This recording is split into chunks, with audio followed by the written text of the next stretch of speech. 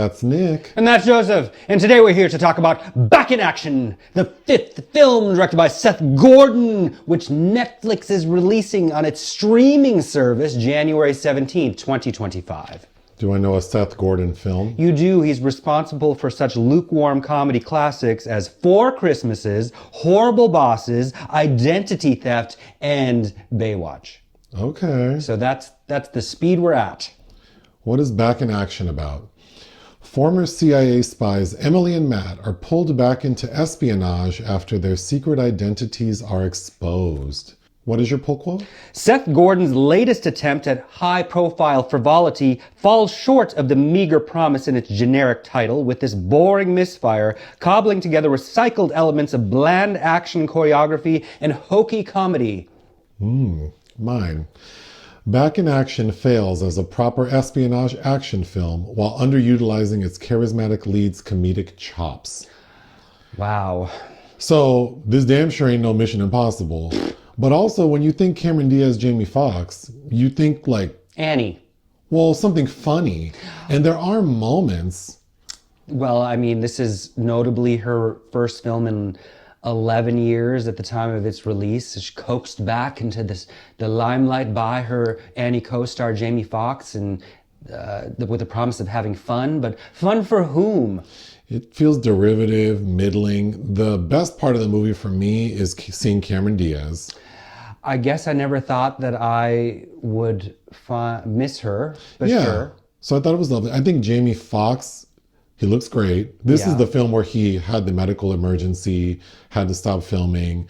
I understand a body double was used. If so, it feels seamless. I mean, the action sequences aren't well choreographed, so that could have been anybody in there. Sure. I think that he had his medical dilemma while they were filming in Atlanta, which I think was the last leg. Oh, okay. So, and what else I like is their chemistry.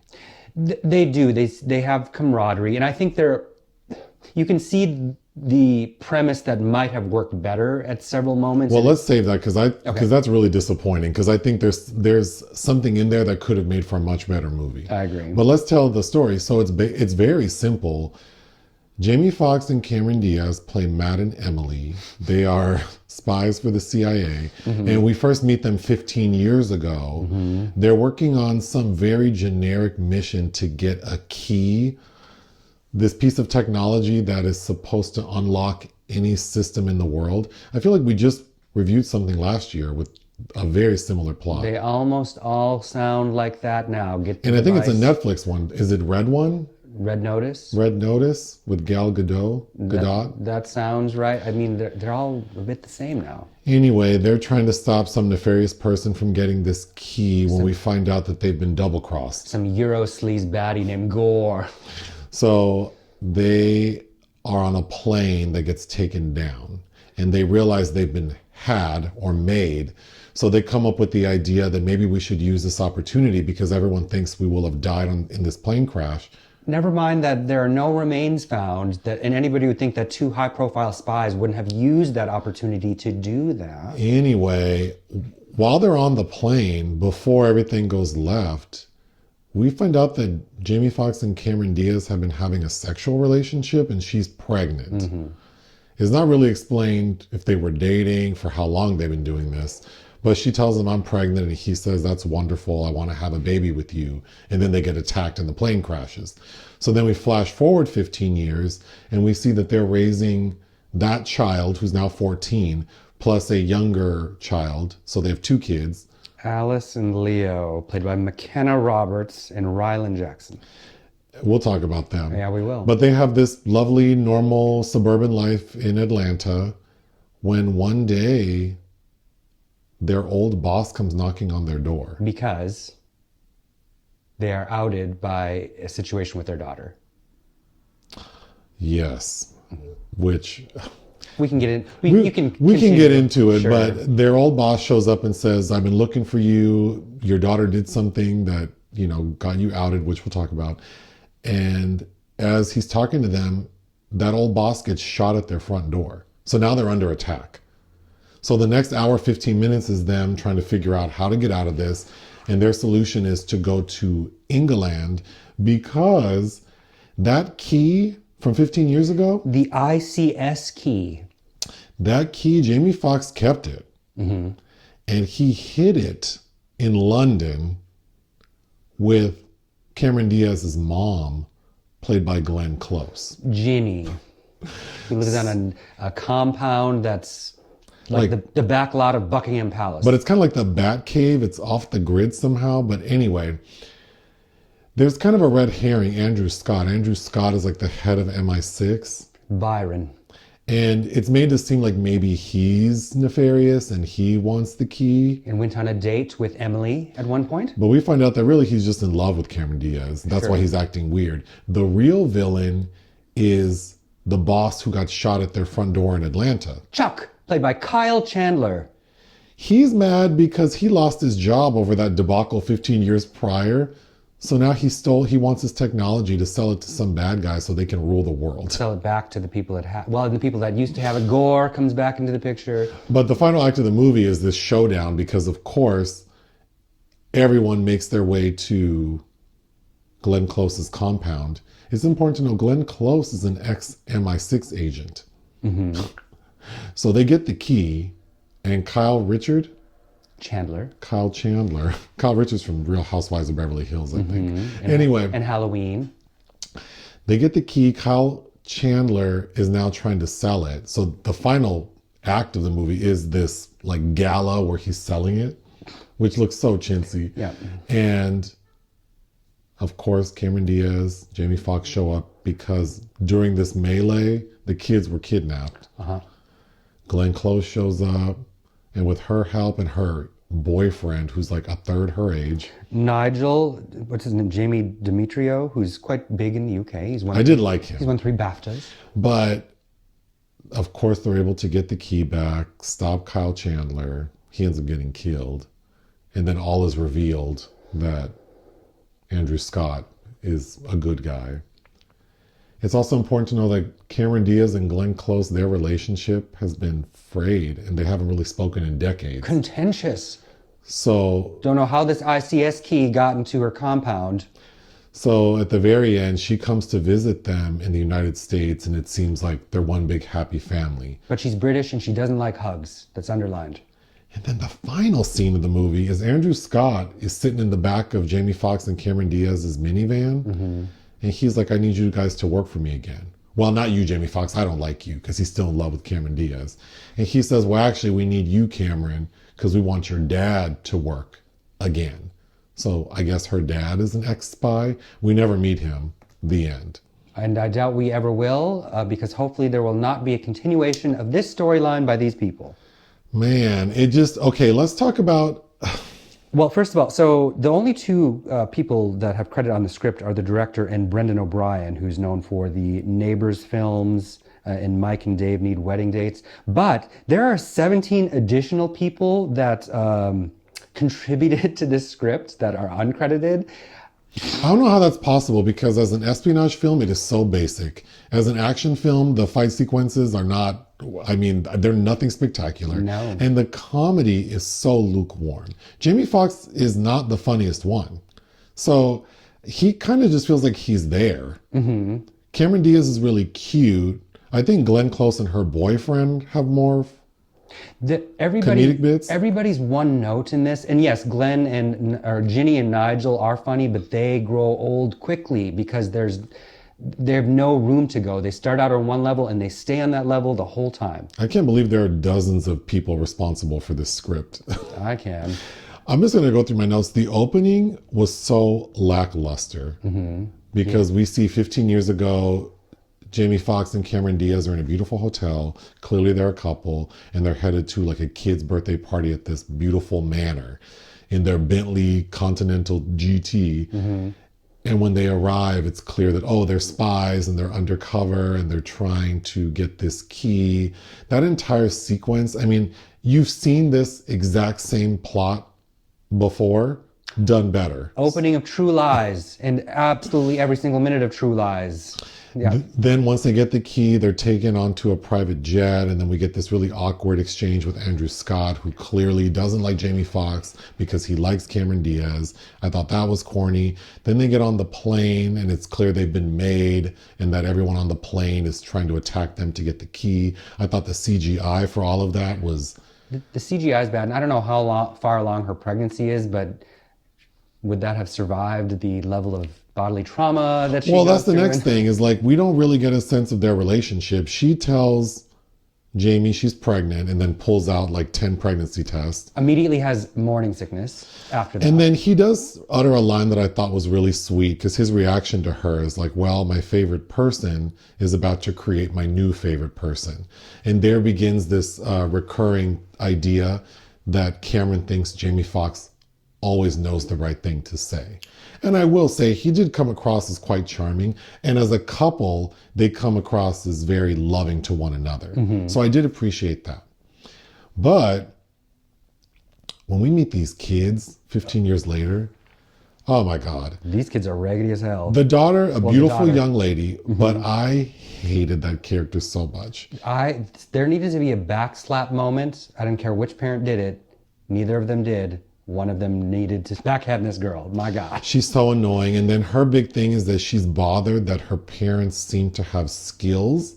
Well, I heard you speaking Russian. Where'd you learn Russian? Well, how come you know how to fight like that? Like, she's bothered that her parents seem to know things. Well, she's completely dismissive of her mother, Cameron Diaz, although the character of Emily gives no indication of why that would be. That's my problem, is that the representation of this mother is that she's very present, because her own mother, Glenn Close, was the opposite.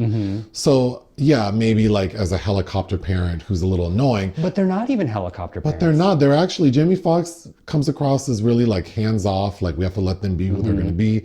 It just, I mean, maybe that's the problem with having dozens of writers, is like you're writing, it's like, did everyone take a character and they never had a meeting about what we want this family to be like? Yeah, none of it makes sense. Their parents saved these raggedy kids a couple times through, excessive violence, because people are trying to, kill them or kidnap them. And the daughter's still, why did they do that? Why are people shooting at you? It's like your parents have given, neither of you have any kind of survival skills, which I find hard to believe coming from these parents. Well, I got ahead of myself, because I did want to mention, after the plane crashes and we see that Jamie and Cameron made it out alive, they're walking in this, because they crash into like a snowy mountain somewhere, and they're walking and they're talking about their future, like what they're going to do. Because originally Jamie Foxx was going to sacrifice himself to save Cameron Diaz, because there was only one parachute. And he tells her, make sure to take care of the baby. So many of their actions don't make sense for two super spies.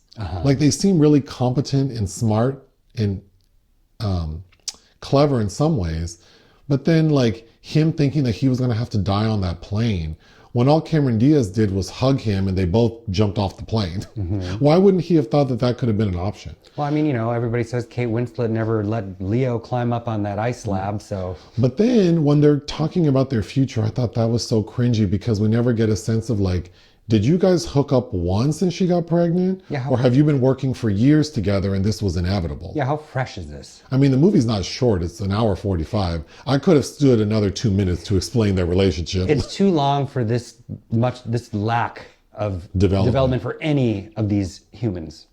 Okay, so how they get made 15 years later. So this raggedy ass 14-year-old girl, this fast ass girl, has this little boyfriend, this little rat looking boy.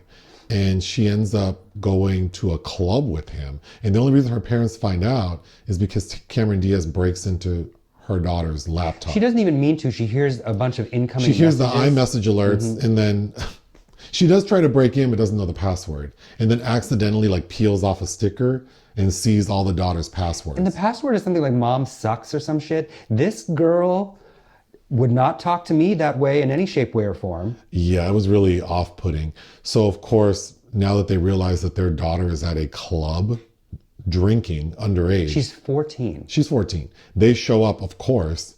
And when they get there, they basically say, what's her name? Alice. They say, Alice, Go ask Alice. Like, you need to get up and leave now. And then all the men she's hanging with, including her raggedy ass boyfriend, are trying to stop the parents. These older, and then there's another running joke, which is why I think this writing is totally off, where Jamie Foxx and Cameron Diaz keep getting categorized as boomers. No, Yeah. no, especially when the men trying to stop them from leaving with their underage child are clearly millennials. They're not calling those people boomers. Also, Jamie Foxx and Cameron Diaz look really good. Yeah. Although this film made no effort to de-age anyone. No. Everyone looks the exact same from 15 years prior. They didn't even try to change their hairstyle. Oh, no. But they are at this club, and all the guys who this daughter's drinking with kind of try to stop, like get aggressive. They get aggressive, and one of them is filming it, but it's like, clearly you guys are perpetrating a crime. If I would have been one of those parents, be like, let me get the bar owner and say you have a gaggle We're of shutting all this down. underage children here. But instead, what happens is Jamie Foxx and Cameron Diaz whoop everybody's ass, and it gets filmed and put on YouTube.